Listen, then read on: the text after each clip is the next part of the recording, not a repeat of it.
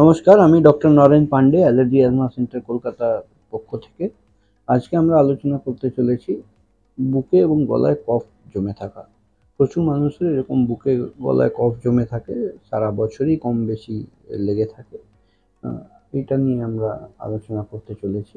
আপনারা যারা নতুন দর্শক এসেছেন ওনাদের অনুরোধ করব লাইক, সাবস্ক্রাইব, কমেন্ট, শেয়ার করে যেতে। আর পুরনো দর্শক যারা লাইক, সাবস্ক্রাইব, কমেন্ট, শেয়ার করছেন ওনাদের অনেক অনেক ধন্যবাদ। এখনও যদি চ্যানেল সাবস্ক্রাইব না করে থাকেন তাহলে চ্যানেলটা সাবস্ক্রাইব করার অনুরোধ রইল। আমি কলকাতাতে মৌলালি মাজারের বাঁদিকে যে রাস্তা বেরোয় ওই রাস্তায় প্রবেশ করে একটা বাড়ি ছেড়ে দ্বিতীয় বাড়িতে আমি অবস্থিত। অ্যাপয়েন্টমেন্ট নেওয়ার জন্যে বা আরও কিছু জানার জন্য আপনি 7278034776 স্ক্রিনের ডান দিকে যে নাম্বারটা দেওয়া আছে তাতে ফোন করে জানতে পারেন। মূল আলোচনায় ফিরে আসি। এই প্রচুর মানুষের কফের প্রবৃত্তি থাকে, সবসময় একটা কফ সৃষ্টি হতে থাকে।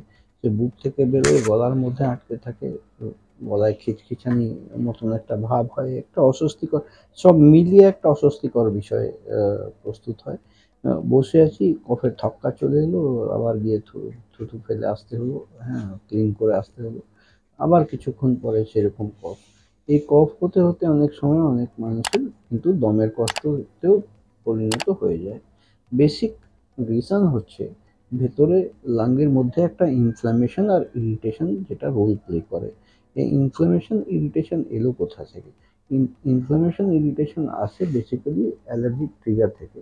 বিভিন্ন ট্রিগার ফ্যাক্টর আমাদের অ্যাটমসফিয়ারে, এনভায়রনমেন্টে থাকে। এবার অ্যালার্জির প্রসঙ্গ উঠলেই মানুষ চিন্তা ভাবনা করে অ্যালার্জি মানে খাওয়া দাওয়া, ভাত খাওয়া, ঠান্ডা জিনিস খাওয়া, দই খাওয়া, এই সমস্ত থেকে হয়।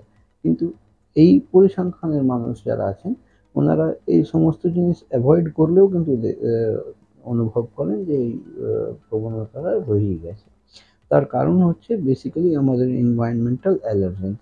এনভায়রনমেন্টে আমাদের আবহাওয়াতে অনেক রকমের অ্যালার্জেন্স আছে, পলিউটেন্ট আছে যেগুলো আমাদের নিঃশ্বাসের সাথে শরীরে প্রবেশ করে, যার জন্য দেখবেন এই সাবসেট অফ পিপল এনাদের বেশি কষ্ট আর্লি মর্নিং আর লেট ইভিনিংয়ে বেশি কষ্ট হয়, বেশি কফের প্রবণতা সূর্যাস্ত এবং সূর্যোদয়ের সাথে লিঙ্কড আছে। আসুন এটাকে খুঁজে বার করা কী করে যায়, সেটা খুঁজে বার করার জন্য আমাদের মডিফাইড স্কিন প্রিক অ্যালার্জি পরীক্ষা করতে লাগে। সেই মডিফাইড অ্যালার্জি স্কিন প্রিক পরীক্ষা করলে আমরা চিহ্নিত করতে পারি যে কোন কোন জিনিস কত পরিমাণে গিয়ে আমাদের রেসপিরেটরি ট্র্যাক্টের মধ্যে ইনফ্লামেশনস করছে।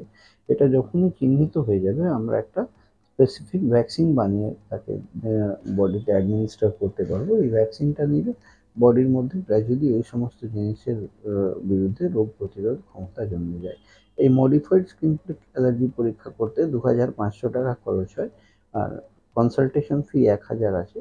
আর ভ্যাকসিন যেটা কথা বলা হচ্ছে, এই ভ্যাকসিনটা ইনজেক্টেবল নয়, ওরাল মুখে খাওয়ার ড্রপস আছে।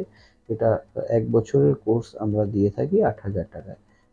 এইরকম পরিসংখ্যান খরচের অঙ্ক আসতে পারে। এইরকম পরিষেবা যদি আপনাদের কারোর নেওয়ার প্রয়োজন থাকে তাহলে স্ক্রিনে ডান দিকে যে নাম্বার আছে 7278034776 সেই নাম্বারে কল করে অ্যাপয়েন্টমেন্ট নিয়ে সেই পরিষেবা নিতে পারেন। আপনারা সুস্থ থাকুন, ভালো থাকুন। আজকের মতন এখানেই শেষ করলাম। আমি doctor Naren Pandey, allergy asthma centre.